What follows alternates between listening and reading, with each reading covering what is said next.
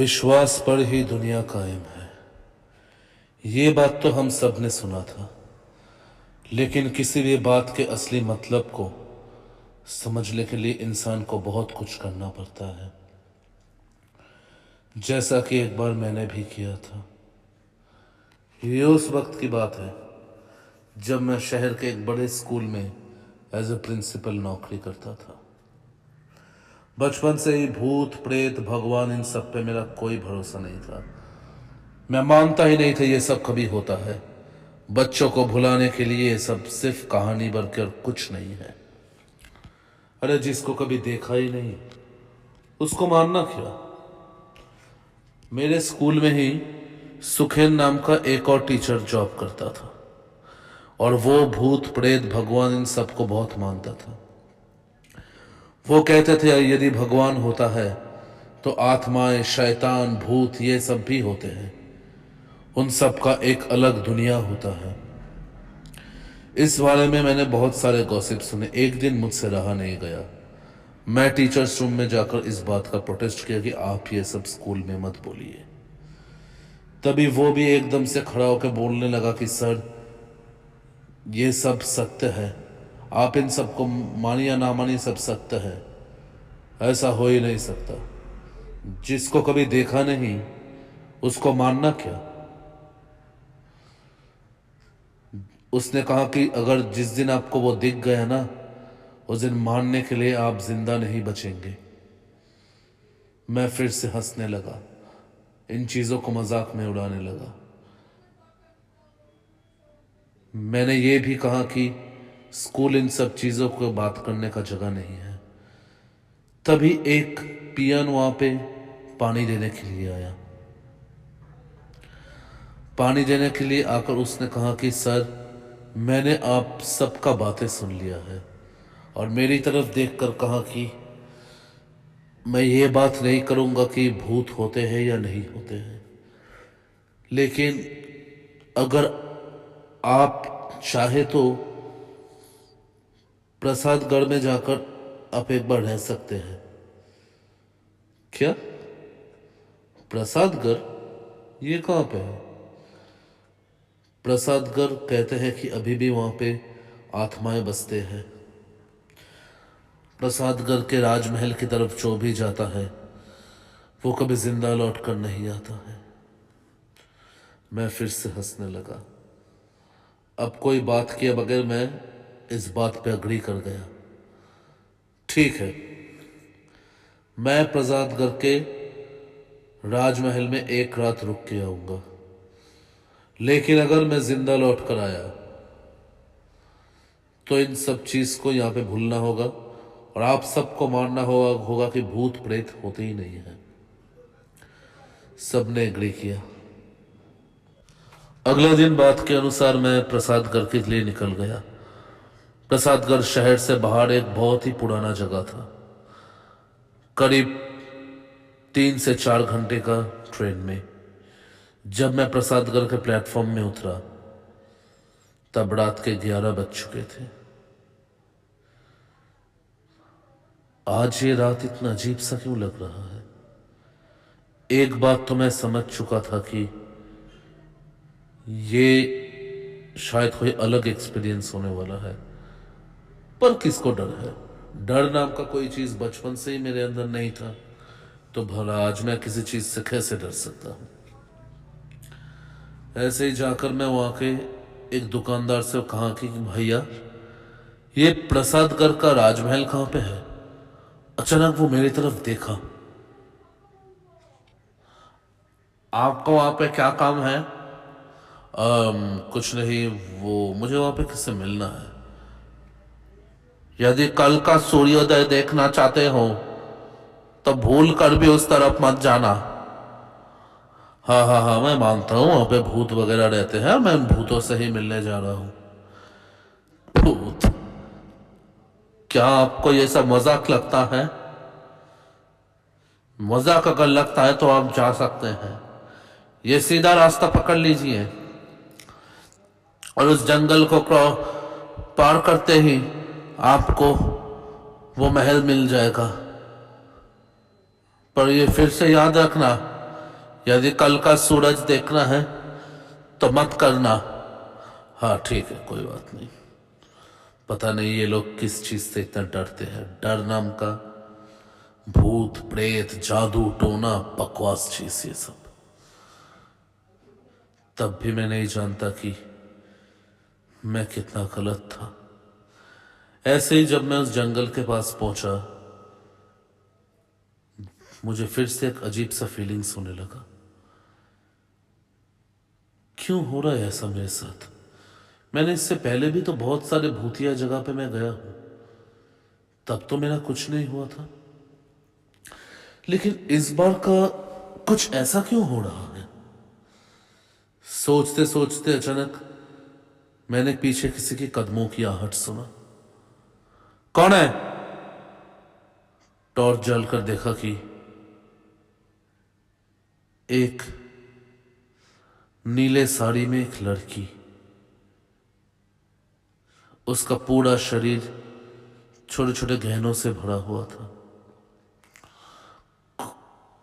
कौन है आप?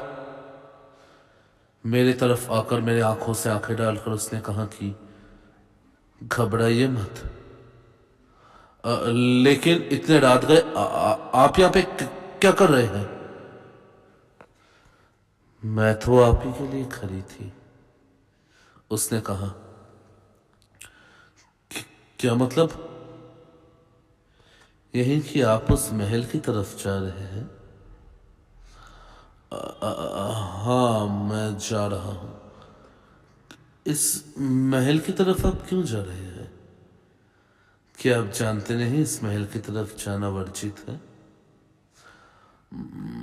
मैं इन सब चीजों को उतना मानता नहीं हूं। मैं जानता हूं ये सब कुछ नहीं होता। बिल्कुल सही जानते हैं आप।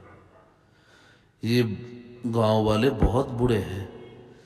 कहते हैं कि यहाँ पे भूत प्रेत है, ये है वो है। आप बेझिझक जा सकते हैं। हाँ वैसे घबराइए मत। मैं कोई चोर डाकू नहीं हूं, और आज रात के लिए आपके वहां पे रहने का बंदोबस्त भी है। क्या? रहने का बंदोबस्त? इसके बातों से लगा जैसे इसे पता था कि मैं आज रात को यहां पे रुकने वाला हूं। ठीक है। मैं उस औरत को फॉलो करते करते आखिरकार उस जंगल के दूसरी तरफ आया, और फिर मेरे सामने आया वो बड़ा सा महल। हालांकि अब ये महल बहुत बदल चुका है। धीरे धीरे बहुत सा खंडर भी बन चुका है। आइए आइए ना। हाँ जरूर। ये खंडर नहीं है। यहाँ पे इसका रक्षणावेक्षण नहीं किया जाता, इसलिए ऐसा बन चुका है। ठीक है, कोई बात नहीं। क्या आप मुझे यहाँ पे कोई एक छोटा सा कमरा दे सकते हैं? बहुत छोटा हो भी चलेगा। छोटा? आप जैसे इंसानों को छोटे कमरे शोभा नहीं देते। आपको तो बड़ा राजाओं जैसा कमरा देना होगा। नहीं ऐसा कुछ नहीं है। शर्माइए मत। आइए मेरे पास, मेरे पीछे पीछे आइए। ऐसे ही मैं उसको फॉलो किया, महल के अंदर गया। पुराने दिनों का राजाओं का महल, बड़े बड़े पिलर्स, बड़े बड़े सीढ़ियां। बाप रे बाप। पता नहीं अगर सुखेन जी सही हो तो कितने भूत बसते होंगे यहां।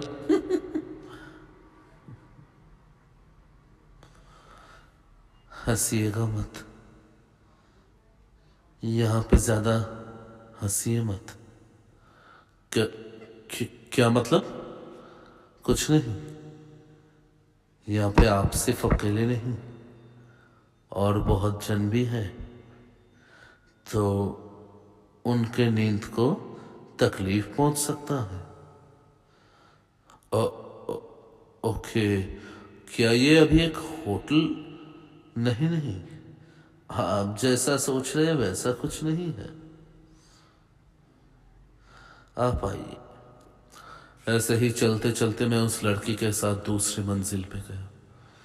मेरे सामने उसने एक दरवाजा खोला। बाप रे बाप, ये घर है? यह कॉन्फ्रेंस रूम? घर के अंदर राजाओं के वक्त के चीजें, पुराने दिनों का पलंग, शाही शाही चीजें। बाप रे बाप। वो लड़की एक मोमबत्ती लेकर आई मेरे पीछे। ये मोमबत्ती रख दीजिए, यहाँ पे बिजली वाले लाइटों का इंतजाम तो है नहीं, आप यही रख लीजिए। हाँ ठीक है, चल जाएगा। सिर्फ एक ही रात का तो बात है, लेकिन मैं बहुत थक चुका था। सोचा क्यों ना फ्रेश होकर थोड़ा सो लिया जाए। कब मैं सो गया मुझे पता नहीं। अचानक मुझे लगा कि मेरे कान के पास कोई कुछ कह रहा है। भैरो, भैरो जागो, भैरो हमें बचाओ, भैरो, भैरो जागो, भैरो, भैरो। हाँ, हाँ, हाँ, कौन है? कौन है? आंख खोलकर देखा तो कोई नहीं था। क्या मैंने कुछ गलत सुना या मेरे दिमाग का कोई वहम हो सकता है? यही सोचकर मैं फिर सोने जा रहा था, तभी अचानक मुझे घर के बाहर कुछ आवाज सुनाई दिया, मानो कोई दौड़ रहा हो। नहीं, ये कोई नहीं, बहुत जनों के कदमों की आवाज, और बहुत लोग दौड़ रहे थे। क्या हो रहा है ये बाहर? मैं दरवाजा खोलने की कोशिश किया, लेकिन दरवाजा नहीं खुला। अरे, ये दरवाजा खुल क्यों नहीं रहा? मैं फिर से कोशिश किया, फिर से जोर से खींचने लगा, लेकिन बचाओ, ये दरवाजा खोलो, दरवाजा खोलो। लेकिन दरवाजा नहीं खुला। बहुत देर की कोशिश करने के बाद आखिरकार वो दरवाजा खुला और मेरे सामने वो औरत खड़ी हुई थी। आप? क्या हुआ? इतने डरे हुए क्यों हैं आप? कुछ नहीं, कुछ नहीं। अभी मैंने शायद बहुत लोगों के कदमों के आवाज सुने। वो फिर से हंसने लगी। मैंने आपको मना किया था ना हंसने के लिए। हंसेंगे तो उनको तकलीफ होती है, और फिर वो सो ही नहीं पाते। आप सो जाइए। मैं आपका बात समझ नहीं पा रहा हूं। आप किन के बारे में बात कर रहे हैं? सो जाइए, कुछ नहीं है। वो चली गई। मैं दरवाजे को बंद करके फिर से सोने की कोशिश कर रहा था, लेकिन मुझे नींद नहीं आया। मैं दरवाजा खोलकर बैल्कनी में आया, तभी अचानक मैंने देखा कि दूर से कोई मेरी तरफ आ रहा है। पहनाने में राजा का कॉस्ट्यूम, पुराने दिनों के राजा महाराजाओं का पोशाक था। कौन है आप? कितने वर्षों के बाद तुम आए हो? तुम्हारा ही तो इंतजार था। बहुत देर लगा दिया तुमने। आओ मेरे पास आओ, मेरे पास आओ। मुझे कुछ समझ में नहीं आया और उस आवाज को फॉलो करके मैं उसके पीछे चलने लगा। तभी वो शख्स मुझे तीसरे मंजिल पे ले गया और वहां पे जाकर एक दरवाजा खोला, और उस दरवाजे के खुलते ही जो मैंने देखा, सच मानिए अगर कोई और होता तो शायद इसको ले नहीं पाता। मैंने देखा कि बहुत सारे कंकाल उस खड़ पे पड़े हुए हैं। ये, ये क्या है? मेरे मुंह से मानो कोई शब्द नहीं निकले। मेरा पैर सुन पड़ चुका था। वो शख्स मेरे सामने उस रूम के अंदर गया और देखते ही देखते वो कंकाल मनुष्य में बदलने लगे। लेकिन वो कोई साधारण मनुष्य नहीं थे। उन सबके लाल लाल आंखें, अजीब तरीके के शक्ल, और मुझे बुला रहे थे, अंदर आओ, अंदर आओ, अंदर आओ, तुम नहीं जा सकते, तुम नहीं जा सकते, ऐसा कह रहा था। तभी दूर से मुझे किसी का पुकार सुनाई दिया, लौट आइए, लौट आइए, वहां से लौट आइए, लौट आइए। मैंने दूर से देखा कि एकदम बैल्कनी के आखिरी छोर पे नीलिमा खड़ी हुई है। मैं दौड़ के वहां पे गया।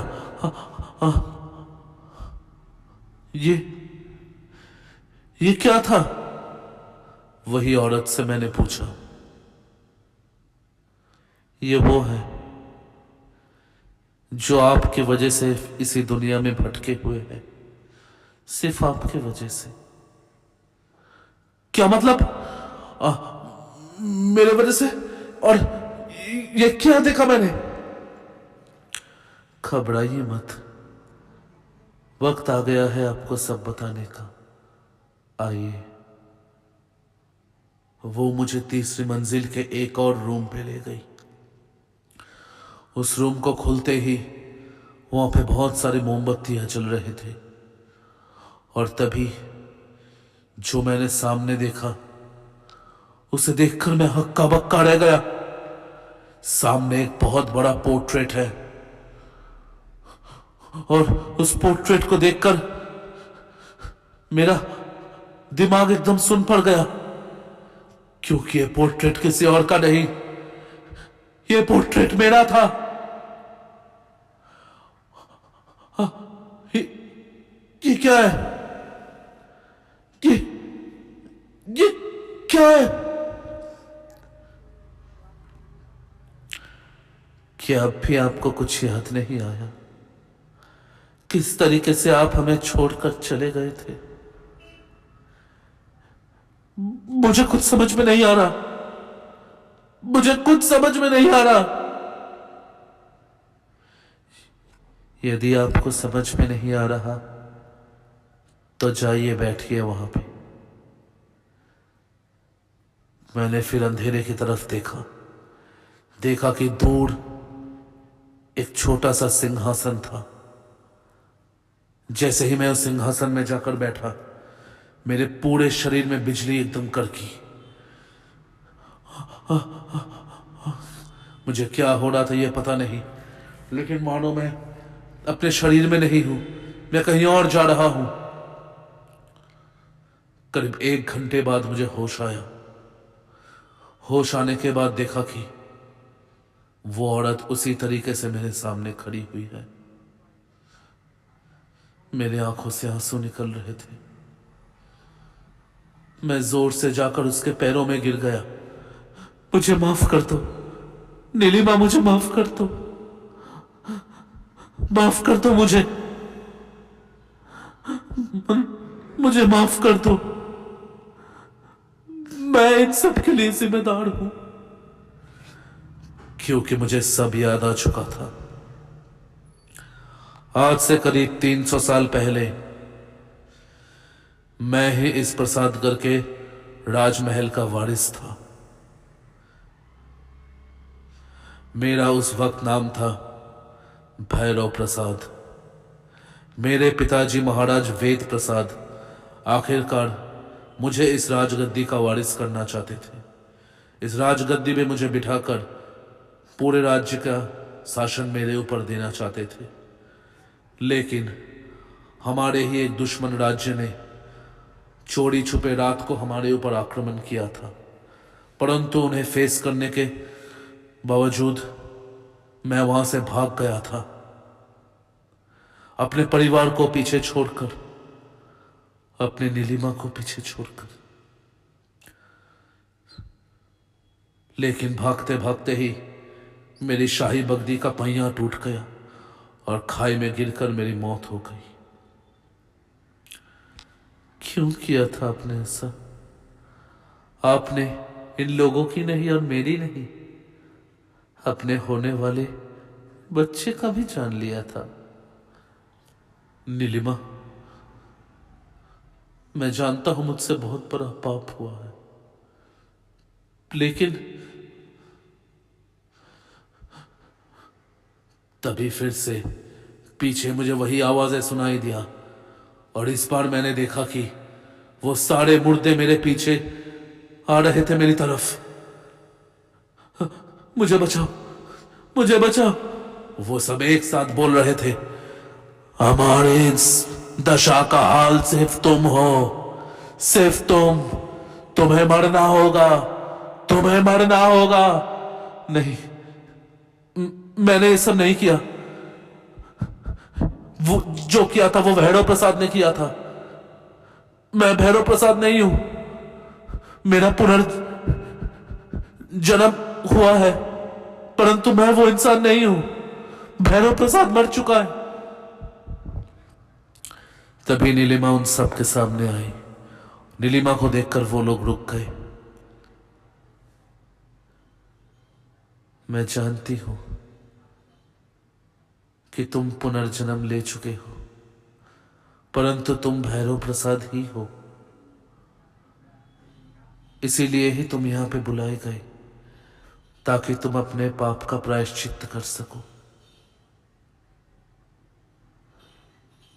मैं कुछ भी करने के लिए तैयार हूं नीलिमा, मैं कुछ भी करने के लिए तैयार हूं।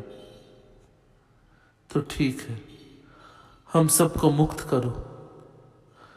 उस पड़ोसी राज्य के राजा ने हम सबको मार डाला और हमारा सारा खजाना लेकर भाग गया था। हम सबको मारकर उसी काल कोठरी में फेंक दिया गया।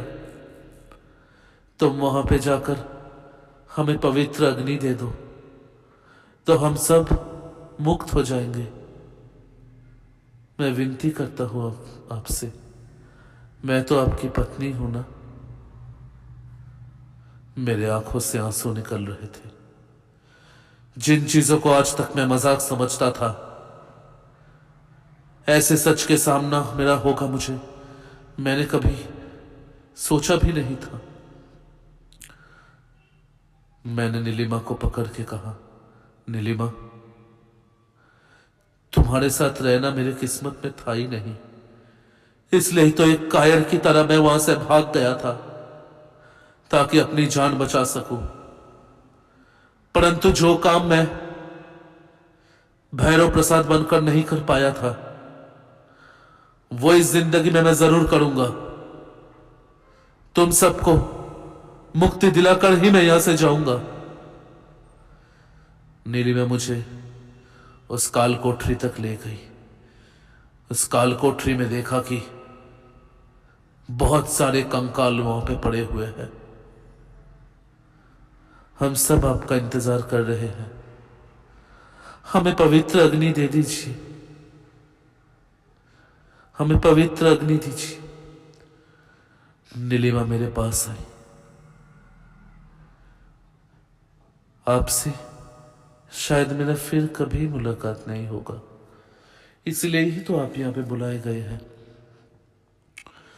ताकि आप अपना अंतिम कार्य पूरा कर सके।